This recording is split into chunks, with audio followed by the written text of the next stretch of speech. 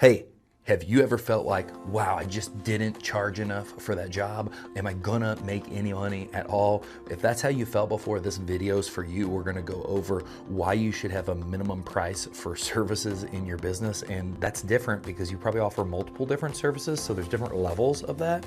And then kind of how you come up with that minimum price and why you should, no matter what, really be sticking to that minimum price. Before we get into it though, GrowCom, my coaching group, is going to be opening back up. We keep having comments about one-on-one coaching left on videos. This is really where you would go for that. Our group allows you to come into our weekly calls, use all of our templates, learn from all the things that we've used in our company, along with some of our courses that are available in there to better operate your company.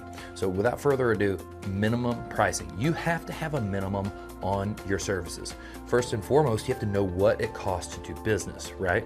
And so to know what it costs to do business, you have to break down your prices and understand what it takes to operate hourly. That's just a factor of understanding what it costs to run your company over the course of a year, and then dividing that by the total amount of assumed billable hours. It's still kind of like a guess, right? All numbers are made up. They're a hypothesis that you are trying to make the best guess at what's actually going to return and cover all the cost in your business.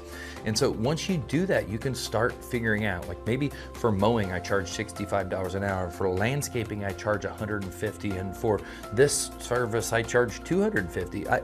You can do things that are like, not brush clearing, but yeah, I guess brush clearing or mulching with big expensive equipment, right? And once you understand an hourly rate, then you know a lot of times you can only break that number down so far. And so for a landscape job, we can only charge so little because we have to bring all this equipment out. And so maybe that's going to at least be 1 hour minimum on almost everything. If you look at our rates for mowing, our minimum cut is $50 at least. Our hourly rate is probably somewhere around $65 to $70 an hour. And so that's usually very, very close to your hourly rate is your minimum, because you have to get there. You have to add that to the route. There's so many costs associated with just going to a job. And if you look at it purely like, how quick can I get on and off that property? Like, you can't say I'm gonna be on and off that property in 10 minutes. And since I bill $60 an hour, I'm only gonna charge this little tiny fee. You have to treat it like a half an hour or a full hour and use that as a minimum. Basically, you establish a price to drop your gate no matter what. And what's going to happen on your routes is you're going to have drive time and all these other pieces that helps you cover. And you use your hourly rate to build those out. So as mentioned, we have a $50+ minimum for mowing a property. And that means no matter what, even if it's tiny, you get your mower off and you go mow this little property and then put it back on. It doesn't matter. You have this floor price that you know. It's not that you're trying to be unfair. You kind of realize as a company what you want to do and what's best for the company. And then you set your standards at that to where you don't take anything under that. And that's not being fair. That's the policy of the company. You're not trying to fleece someone or rob them. You're just saying, well, the policy of the company is a $50 minimum. And maybe your landscaping rate is $80 an hour. So I'm going to say that, hey, there's a small drive fee associated with everything. And since it's $80, it's $160 for 1 hour for 2 people. So maybe we're gonna say $200 an hour or $200 stop minimum for them to even show up anywhere at all. And you establish pieces like this all through all the services in your company. And right now you might be operating alone and you might just be starting off and thinking, why does this matter? I can remember all this. It's going to give others guidance, because others are going to sell out of their own pocket. You're going to do the same thing and be like, man, I can make it less. I can make it less. I can sharpen the pencil more. And what you end up having is a homeowner that you give an estimate to. You were already fretting over, you wanted to get the work, but on the same time, you felt like you weren't charging enough. And then they hit you with, wow, I thought that was going to be a lot more expensive. That sounds great. Let's do it. And you immediately are like, I knew it. This should have been way more. And now you're going to have to sprint to get the job done. You're going to be stressed about it the whole time. You felt it. I know you have, because I've felt the exact same thing too. And that's the emotional pricing trap that you get sucked into in business. I'm going to charge $100 an hour, or I'm going to charge $60 an hour, and it's going to take 10 minutes, so I'm going to be fair and I'm just going to charge them $10. That ends up taking 45 minutes. And then you do that 5 times in a row. And before you know it, that emotional draw to try to be fair led you to be not fair to yourself, your family, or your team, and you're failing all of them, and that makes it harder and harder to operate. I can tell you right now, I'm feeling like I'm winning sometimes and failing sometimes still, and we operate with the minimums and we charge a high rate, and it can just be hard in business to keep things going. So when you are not putting these pieces in place, not having these standards, these minimum prices, you just open yourself up to emotionally price things and kind of erode the profitability of your company. It's one thing if you want to do something for charity. It's a whole nother thing if it ends up being for charity almost, but you didn't mean to, you meant to make a profit on it, right? And so you're looking for that minimum viable price that makes sense to even go out there and offer that service. And people are always like, well, you're only here, or the mindset is what you think people are gonna say. You only have to be here for 10 minutes. Well, even if it was mowing, I have to be there for 10 minutes with 2 technicians. I'm gonna pull up in a $40,000 to $80,000 truck with a $5,000 trailer with $40,000 of motors. Before you know it, you've got $100,000 on every single rig. You've got $60,000 to probably $100,000+ on every rig, very, very easy.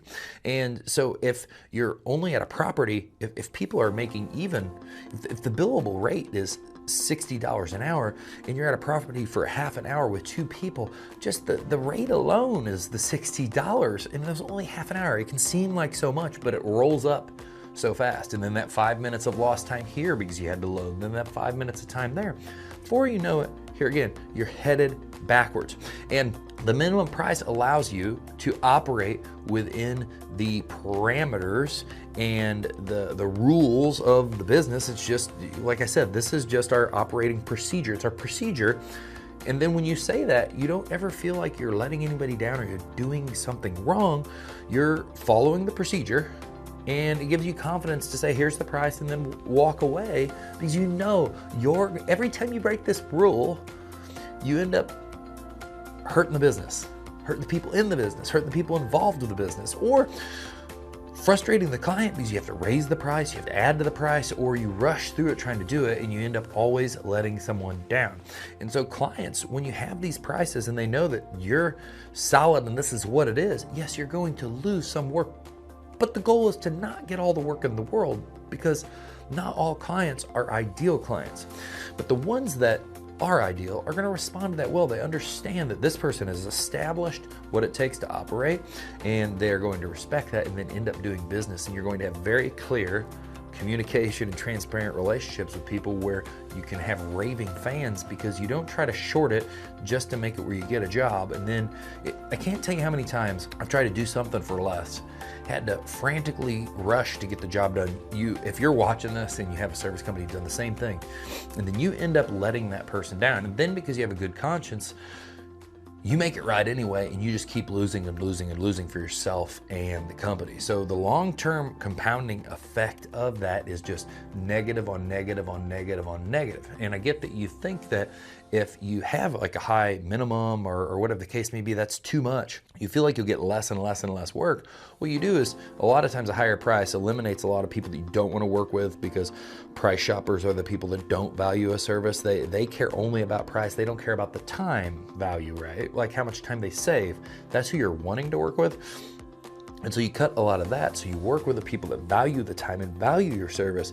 They become the raving fans. And then the compounding effect of that is you get more and more people like that, because this person says you're awesome. They refer this. We're right now in the middle of, we just finished an $11,000 project. We are breaking ground on a $38,000 project tomorrow. And we just sold another $5,500 project from someone who knows we're expensive, and not like wrongly expensive, who knows we charge a fair price and we do excellent work, and they refer us to everyone.